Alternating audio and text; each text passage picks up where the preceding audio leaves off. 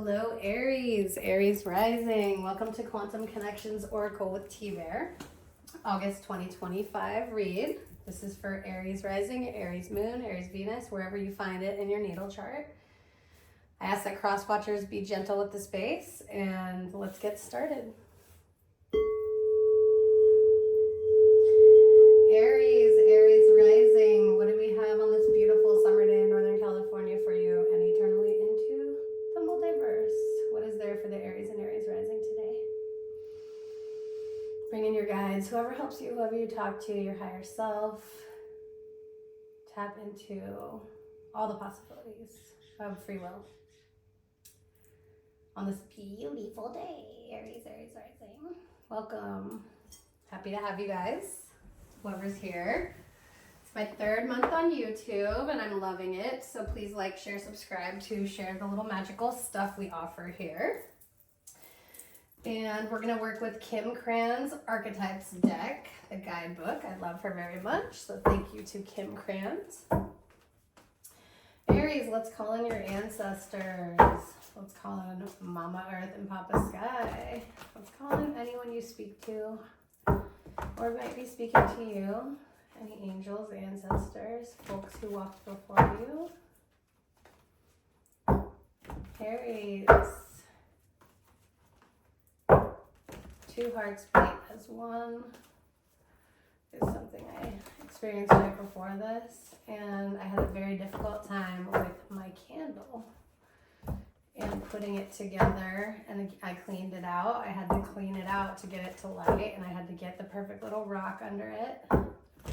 And then I was able to get my candle going, but it took like a lot of steps that were not involving other people, but that were frustrating to me because maybe I needed to be more patient, or maybe there were so many steps I was overwhelmed, but then I got my candle lit. So I'm also hearing, because there was 2 candles stuck together before I cleaned it out, and said 2 hearts beat as one. So that is Aries Rising. Aries, what have we got for you today?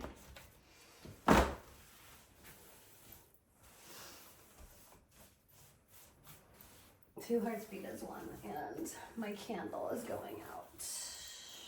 Clean out something. Aries Rising.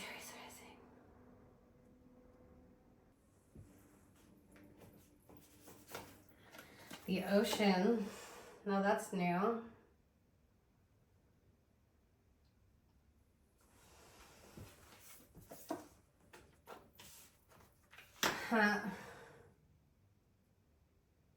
Coming from the mentor and the seed into the ocean.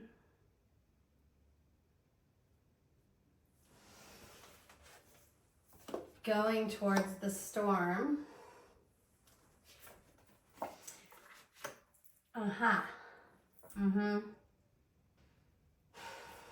Aries Rising.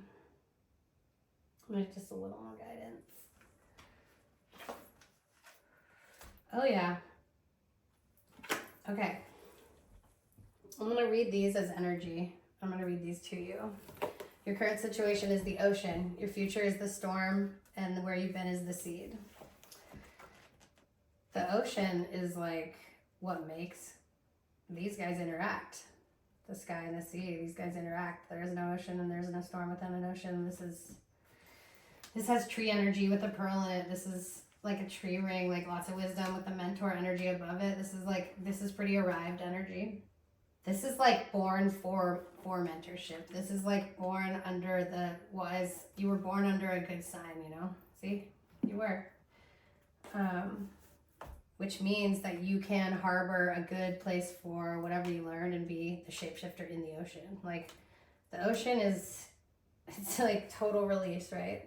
Like I was getting frustrated with all this prep with this stinking candle, and I was wiping it out, and I was just like I could have just been like, let me rinse it out, let me dump it, who cares, like take one step at a time. But this is like, you can either, it doesn't even seem with this previous thing that you don't need much help in any way. It seems like there's a lot just going on, and you're pretty wise. The seed, 197, that number might mean something to you. the seed, the beginning, the origin, the pearl. Beginnings come in many forms. They are not always a beautiful seed placed intentionally in nourishing soil. Origin stories, like any birth story, are complex, surprising, multi-layered, and usually reveal a central image or detail that represents the fully formed being. Simply stated, the end is present in the beginning, or the entire oak tree resides within the acorn. Whether you follow this imaginal theory or not, know that when this card appears, there is potent, generative energy all around it.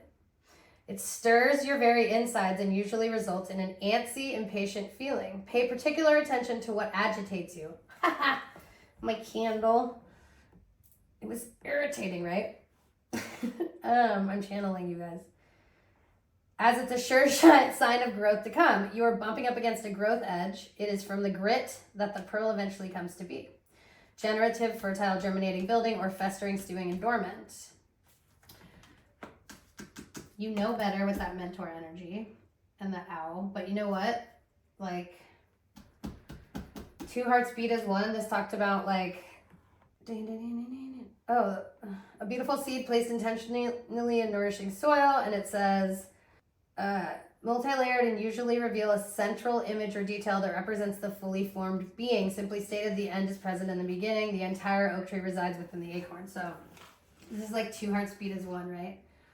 Like, it's you with whatever's inside. I don't know what you're working out. I don't know. It's clean. It seems like it's a higher thing. Like, it's maybe just, you can get stuff, you can get information from all over the place. You can get it osmosis, you can get it from a tree, you can get it from touching. You know, there's a lot of ways to receive information. It seems like you're receiving a lot of your animals, nature, swimming, exercise. There's so many great things you can do to receive information. That's not just the way you think. Mentor is above the seed. The two hearts beat as one. This could be a relationship where it's like symbiotic. It could be with a kid, a partner, but this is good. This is stable. This was in that position, right? Now you're having to be in the ocean. So let's see what the ocean is asking of Aries and Aries rising. And if it's rising, you're in your free will. And if it's your sun sign, it's what you're currently accepting. The ocean, 133. The unconscious, the depths, the incomprehensible. Well, isn't that perfect? Because the storm is also that. Two hearts beat as one. This is symbiotic. This is happening. This is like, and the pearl is from the ocean. So you're going into a place that seems safe. And you've got a guardian above you. The unconscious, the depths, the incomprehensible. The power of the ocean is unmatched. To step into its salty waters is to step into the unknown. By its sheer volume, the ocean represents the unconscious, all that is beyond our understanding. We cannot live within the ocean. We cannot live within the ocean. We cannot claim it, manage it, or own it. It rejects our every attempt to dominate nature. Yet amid its overwhelming power, it calls to us, inspires us, and invigorates our life on land. It dissolves the little us into the big us. When the energy of the ocean is present, there is change stirring that is beyond any change you've known before. The ego must dissolve. The saline swells work on your very cells, fibers, your deepest underlying beliefs, Aphrodite, and rise from the ocean forth a new being. Life is change. Let the wave crash. Deeper than deep, big dreams, discovery. Subsumed, drowned, polluted, unpredictable. The tempest comes to mind. This is a leap of faith. This is a leap of faith, going home, going back to something. This is a leap of faith, doing something, going back to a story, going back to something. It doesn't seem terrible. Like someone, the shapeshifter was like, the mentor's like, all right, the ocean is already shapeshifting. We're going to have to shapeshift the seed to get back to the ocean. This is like a leap of faith. I don't know. Leap of faith. Could be within a marriage. It could be two hearts beat at one. It could be children, but it's like some sort of leap of faith.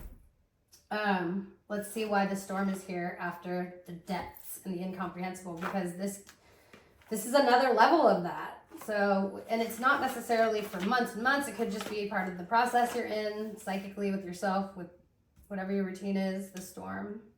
157, that number might mean something to you. It's the card before the underworld, but this is the storm. The chaos, the whirlwind, the disorder. More card, like this is the only new card I've seen here is the seed in the ocean. I told you guys in the last couple readings, these have been coming out. We're in this new zone. We're bringing in the seed in the ocean into this next session. Months of readings, I guarantee it. Possessing an energy much like the Tarot's Tower card. Dun, dun, dun, dun. The storm undoes all that is. Everything that was solid, known, and relied upon is stripped away by the winds of fate. Yeah, but the temple's the energy. The ground becomes the sky becomes the center, and then the center disappears. The storm is a great equalizer. No matter how far we've come on the path, no matter our age, wealth, or wisdom, we can't hide from its savage winds. Their disturbing howls stir anxiety and make it impossible to see and think straight. You must wait it out. If you try to fight the storm, you will lose. A better option is to seek temporary shelter and a reliable friend. When all else fails, go within. There is a moment you settle into the eye of the storm. So, meaningful obliteration and annihilation, or meaningless disorder and dysfunction. And the Wizard of Oz scene with the tornado is what they recommend to just embody. Okay, so we are totally ready as this, as without, so within, as above, so below energy with our seed and our 2 hearts beat as one. The shapeshifter, we are already shapeshifting back to something we came from. We got that energy helping us. We're back in the ocean. And we, it's just like, if you let go, you let go. You're not fighting waves. Eventually, you're just kind of letting go. And then into the storm, the chaos, the whirlwind, the disorder. The disorder that is energetically pruning based on the temple. So actually, I do want to dig into that. 141, that number might mean something to you. The sanctuary, the shrine, the altar. This is reverence for all, life is sanctuary, idolatry, cults, strict spirituality. So like, this is like breaking you out of some kind of mindset. This is like mindset. Because we often envision the architectural structure in far-off lands. We are quick to distance ourselves from the sacred, assuming we must expend much effort in order to arrive there. Yet the temple is a universal, omnipresent energy, accessible in the highest and lowest, richest and poorest of places. Visiting the temple might be as simple as stepping into dappled light, slowly and sensually kissing a lover, or closing your eyes to travel inward. This card is a call to re-examine what you pay homage to and what you reject. What do you spend your time worshiping? Your phone, your money, material goods? What barriers do you draw between yourself and the sacred? So reverence for all, like this storm is like a mindset. So you're taking a leap of faith into this emotional ocean, and then it is heading this way because look, you had to shapeshift to get there. There's a dual purpose here. There's duality going on here, but you have all the helpers up here. How much more help can you get than like a mentor, someone who can help you shapeshift, and having like some form of inner church with you? So the storm is under the church. That seems pretty apropos somehow. This is going to be a mindset. So it's kind of like you got to jump up here.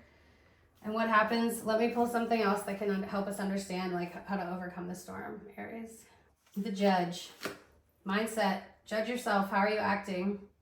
Are you acting as someone who's dual, who knows that what as above, so below? Or are you just kind of lost? Or are you in chaos? Or like, can you jump up here? One more.